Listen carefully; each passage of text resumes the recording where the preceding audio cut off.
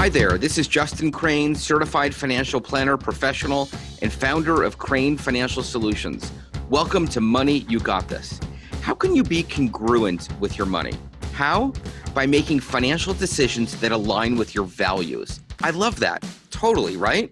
Crane Financial is an SEC-registered investment advisor. However, such registration does not imply a certain level of skill or training, and no inference to the contrary should be made. A copy of our current written disclosure statement discussing our advisory services and fees is available upon request. Information contained herein is for informational and illustrative purposes only, and general in nature. It should not be considered specific financial planning or investment advice, or a recommendation to buy or sell any type of securities or other investment products. Okay, here we are, Justin Crane with Zanya Winans. How you doing? I'm great. How are you? Very good. So thanks for coming on. Let's get right to it. I'm psyched you're listening to the show. I want to give you this free report, 3 things multimillionaires do to grow their wealth. Just go to coolmoneyshow.com to grab it. That's coolmoneyshow.com to grab it. Thanks. You are in marketing and you're married to a dentist. I know. Aren't I like the luckiest girl in the world? You are. You're very, very lucky. It's an amazing perspective, actually. It gives me a great inside view. We're going to talk about that. But before we get into that, I did a little bit of poking around on you, and it seems like you've come at marketing from just starting in marketing, and then you've kind of evolved into dental marketing because of your marriage and whatnot, right? I mean, you started out just doing normal marketing stuff. Yeah, that's absolutely right. That's what I, got out of school, went right into working for an ad agency. But I had the good fortune to be married to a dentist. So I was just doing what supportive wives do. I was helping him grow his practice because that was to my own best interest. And it turns out I kind of really knew what I was doing. And there were other dentists along the way who said, well, heck, can you do it for me? Let's get right into that.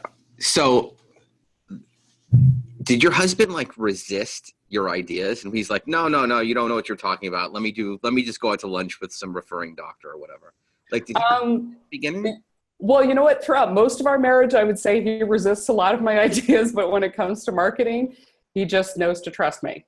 Occasionally we butt heads on things, but truly, he knows that what we do works, so he doesn't argue with it all that much.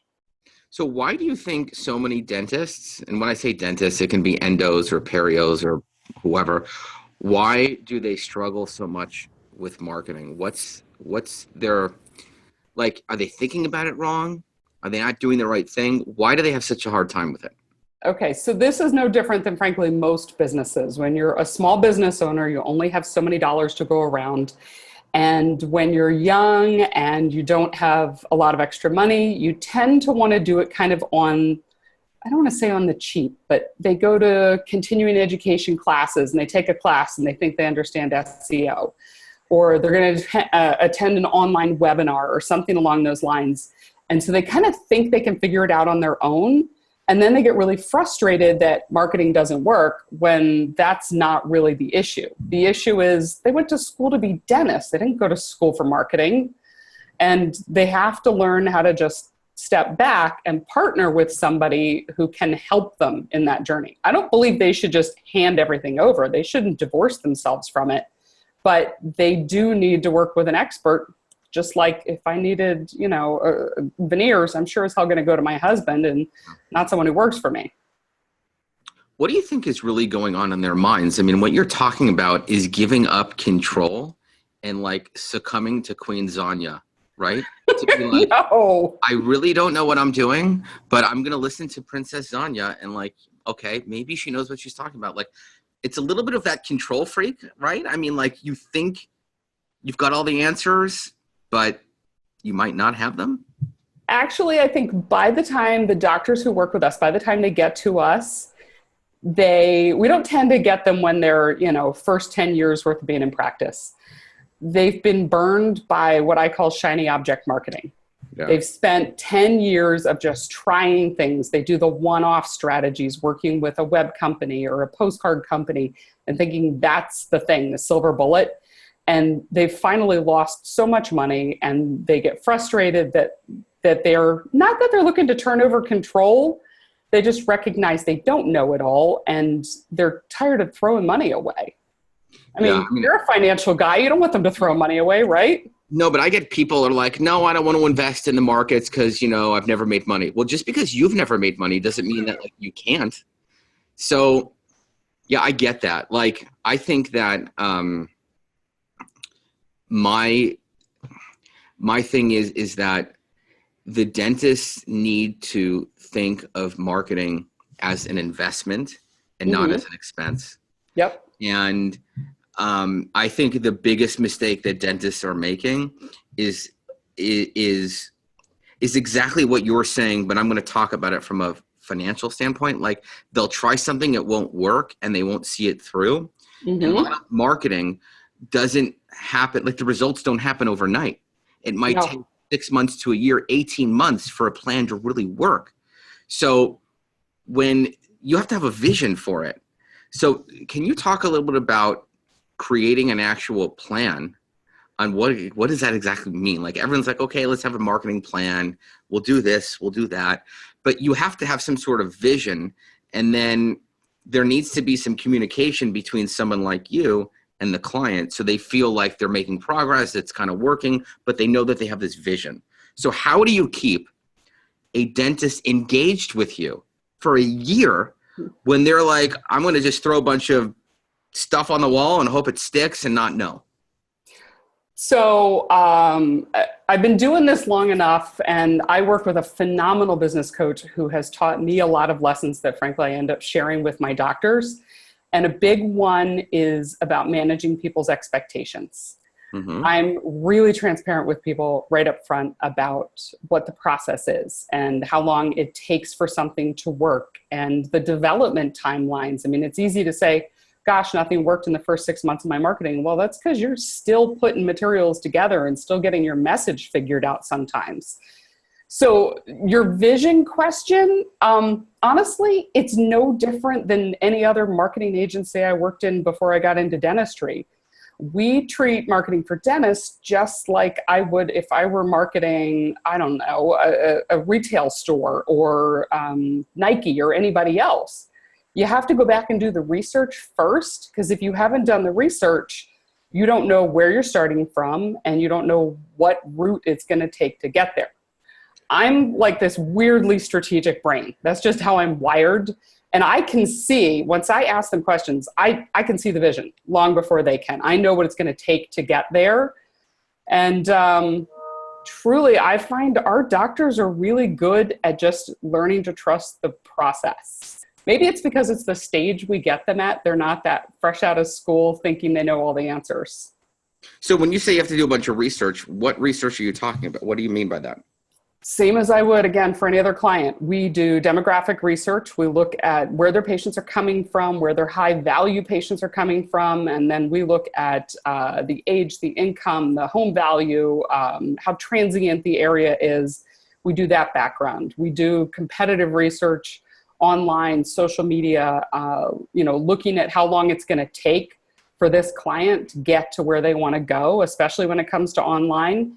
And you've got to really see where the doctor is in their practice. That's one of the most important things, because to me, frankly, the majority of marketing shouldn't even start until doctors have figured out what's going on inside their office first. You got to close the back door on letting patients leave, kind of, just disappearing and finding another dentist, or not getting reappointed quickly enough, or handling the internal stuff. So I really get a pulse on everything that's happening in the practice. That's the research stage that you've got to know what you're dealing with to figure out where to go. So I love that. I mean, ladies and gentlemen, I'm talking to the queen here. You can't see her, but she has a clock the size of like Mongolia. It's huge. And she's one smart cookie. So let me ask you another question about that. Do you have a process in doing the research? Oh, yeah. You work with clients. Do you think the dentists have a process in doing cavities? Well, of course. Everything that's done right in business is systematized. Okay. Do dentists see that in working with you, or do they resist it at the beginning? Occasionally, sure. There are some people who resist because they think they already know the answers. Yeah. But we have been, seriously, I've written 1,500 plus marketing plans over the years. You figure out what somebody needs because you go back and you do this really in-depth discovery process. And that's what makes the difference. So we actually also, this is kind of fun, the past couple of years, we have our clients sign a partnership agreement with us that talks about the importance of open communication and transparency and managing expectations and communication, and a lot of that stuff that makes the relationship really work. And that it's not so much about the marketing sometimes as it is really being able to get someone to be honest with you about what they want. Yeah, I mean, they might not even know what they want, but then in working with you, they'll begin to uncover it. Like, let me ask you like a question like this. Let's say you're working with a dentist who takes the dental plans, right? And they want to begin to move away from that because they want their practice to be more profitable. How would you tackle that from a marketing perspective? So the first thing I got to do is I need to look at what the distribution of the insurance plans are in their current patient base. There was an era not that long ago, pre-recession, when cosmetic dentistry was hot and every doctor in the world was just dropping insurance, going nothing but fee for service because people had that demand. And what they started to realize, especially post-recession, is the moment that you just start axing insurance companies willy-nilly without knowing what impact that potentially has on your practice, you are shooting yourself in the foot. So I go in and I take a look seriously at how many patients have a particular plan, what percentage of your revenue that generates, and there's a really methodical plan for what you phase out and what types of patients you need to attract to replace them. And for us, it's quality, not quantity. So I don't want to just give you 1,000 new patients to replace Kill and Delta. So once you have that, then what do you do with your marketing? Are you going after a different demographic? Are you hitting them in different mediums? What are you doing with that info? Well, it really,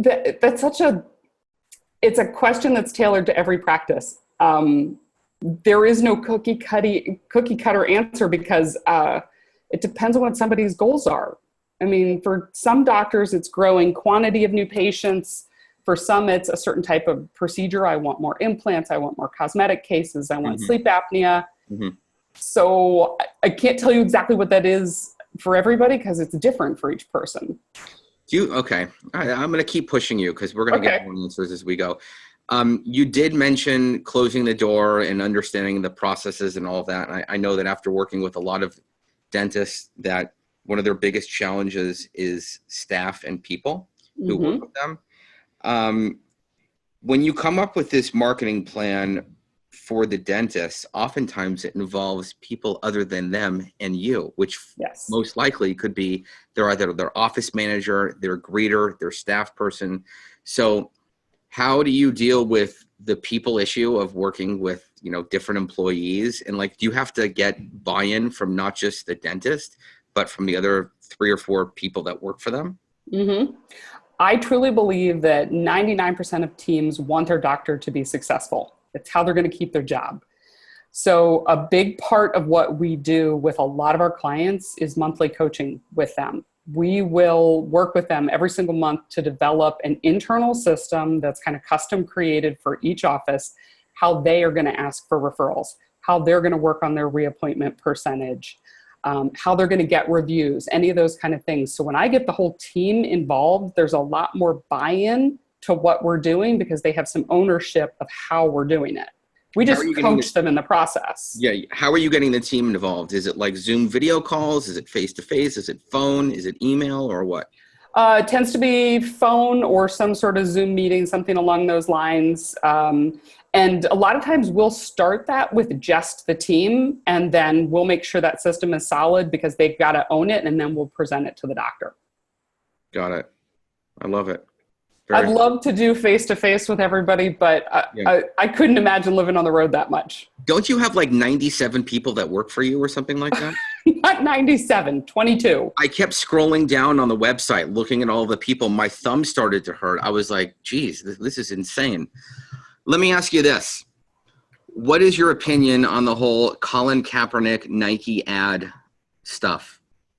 Frankly, I think it was brilliant.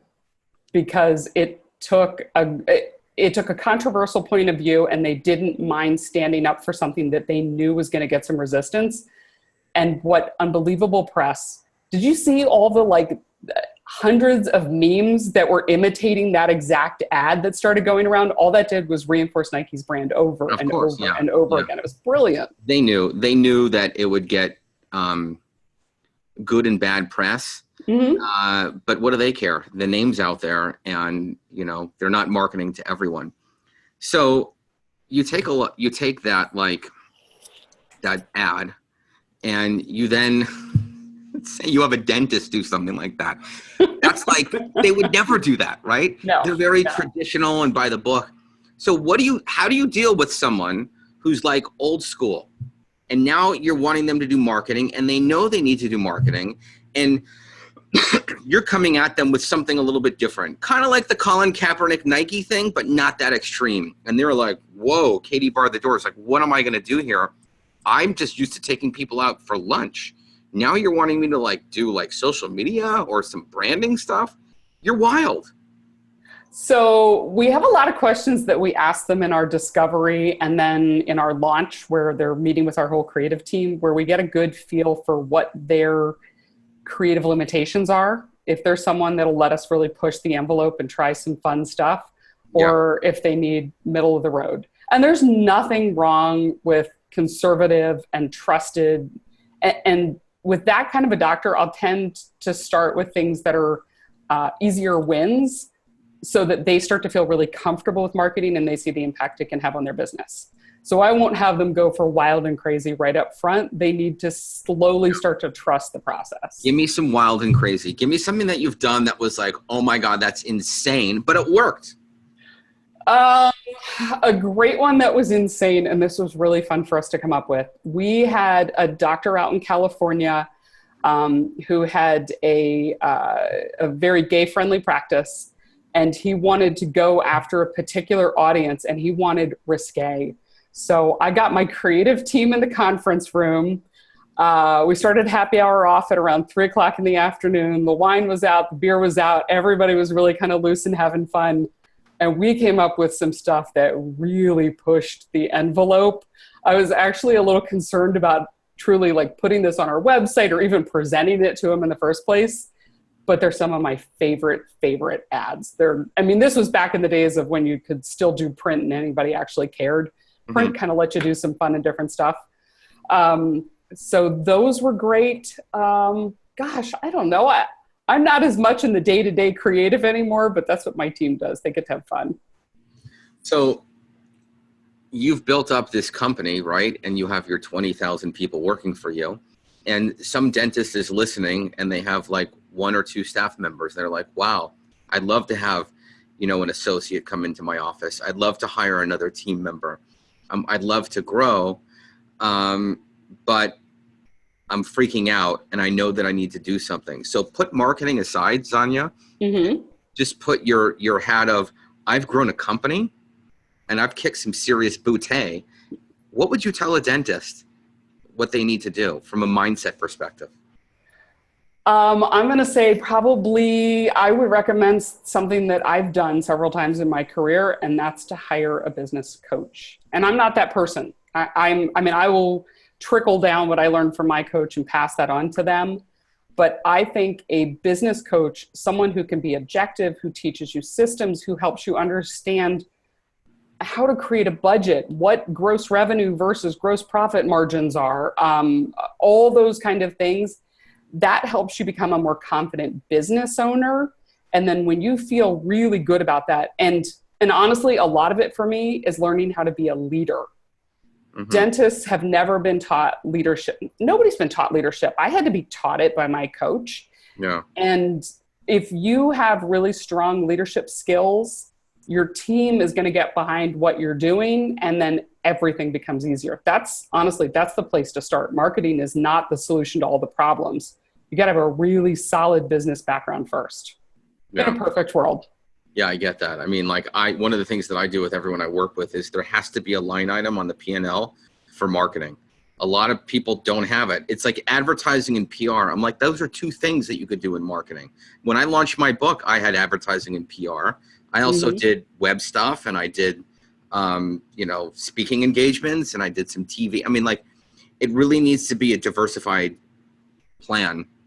And my biggest beef is when I look at the numbers for my clients and there's no line item for marketing, I'm like, oh my God. Then I know there isn't any. And then I know that there's no way to look at any sort of metric of like ROI on that, even if it takes a little bit of time. So that's my own beef. Can you talk to us a little bit about how, I'm just curious at your opinion, like you can't do the things even a year ago that you could do today. I mean, like, I'm just coming, a Facebook ad or retargeting this or blah, blah, like that's done. And like, you always have to be doing new stuff, or at least coming at it from a holistic, diversified standpoint, so that you're not just relying on one ad source or one medium or one thing. So what do you do with people when you're looking to diversify something for them so that they feel like they're not putting all of their eggs into one strategy and putting all of their money into that? Well, I'm not an all of your eggs in one strategy person anyway. That's the reason I built a full service agency on the model of any other traditional marketing or advertising agency. That's why we don't just do websites or just do postcards, because that isn't the right solution for everybody. That's the old, if all you have is a hammer, then everything looks like a nail kind of concept. So I would, first of all, never recommend just a single strategy for somebody. It's a multi-pronged approach. I mean, if you really, like when a new patient comes in the door, if you really sat down and had a conversation with them and asked how they found out about you, their first answer might be, I was on your website.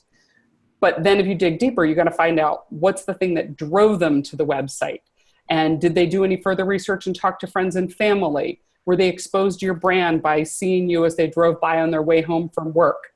It's all multifaceted, multi-layered. You can't just take that very last point of reference as here's the thing that works, because that isn't necessarily it.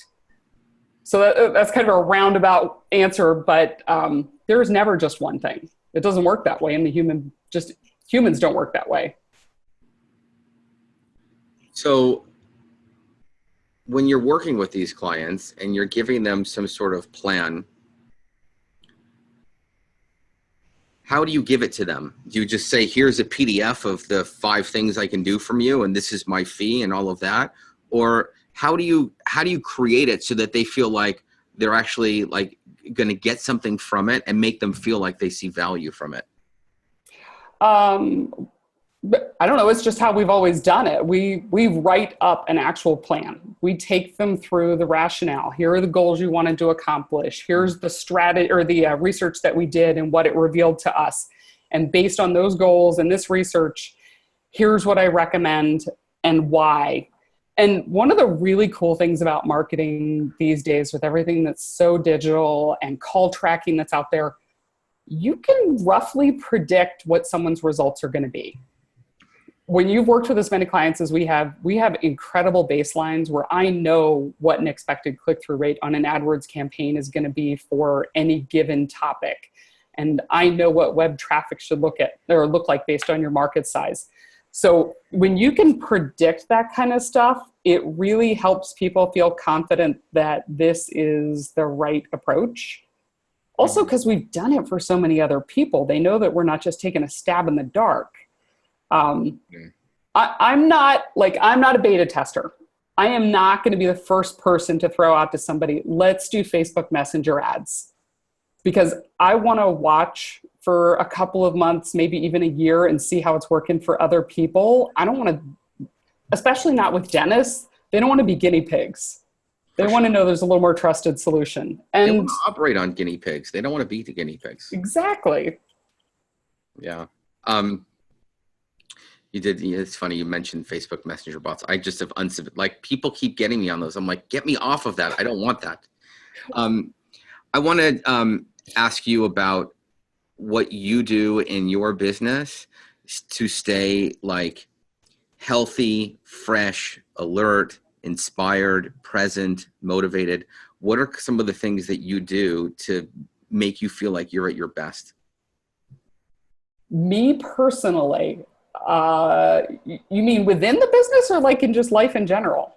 Well, I think they go both hand in hand. I mean, if you're present and refreshed and feel good, it's going to show and it's going to come out and when you're working with clients. If you're like hurting for whatever reason and you don't feel good, it's going to like, I don't know what it is, but I got the best night's sleep last night. I had an amazing meal. I worked out yesterday. I had a healthy lunch. Now I feel like I'm on top of the world right now. I can tell. I'm living the dream. I'm talking to someone who markets to dentists, who talks about marketing. I love marketing. And here I am, happy as can be. That's a little hokey, but whatever. So No, that's not hokey. I think that puts everybody in the right mindset. I mean, like, I'm married to a dentist. Well, my husband is not your average dentist. He is a 7-time Ironman triathlete. So I live in a house that cares about exercise and eating healthy. And frankly, I'll be the first one to go grab a bowl of ice cream in the middle of the afternoon if he's not looking. But because that's so much just a part of our lifestyle, that expectation is always there. And I tend to live a lot healthier with him than I probably would without him. So that helps. yeah. And as for like in the business, things business is a reflection of where you are in life. So that's not to say we're not going to have some, a tough month here or there where something just isn't going right. But I am a problem solver. It's how I'm wired. The strategy, the problem solver, I like kind of digging in and figuring out how things work. So when something is off, that's just a big challenge to me that I need to figure it out. I need to get to the root of, is this a system problem, a people problem, whatever it is, and fix it. So that's actually something that keeps me really engaged. As weird as that sounds, I like when there's something going not quite right because then I get to fix it. Interesting. I got to push just a little bit. Sure. What do you do for you to make you feel like you're refreshed, to make you feel like, you're the CEO of your business, right? What are you doing for you to rejuvenate yourself, to make you resilient, to be a great leader? Truly my business coach. I have such a great relationship with this guy. And I got really lucky because I've had another coach in the past, and this is someone who just sort of like we mentally clicked. Mm-hmm. And he pushes me to the next level. And so that's really good. And I have a really good leadership team that I rely on. Probably 15 years ago, you'd see me work until 7:00 at night and working on the weekends while I was raising my family. Now that I have a leadership team, it gives me a lot more time to just have some family time. Yeah. I love take that. Vacations with my kids. I love that. A big mistake that I see dentists make, and when I say dentists, it's anyone in the industry, is that they're not hiring the right people. Now, I'm not a hiring coach I just know that a lot of times they don't have the right people that work for them.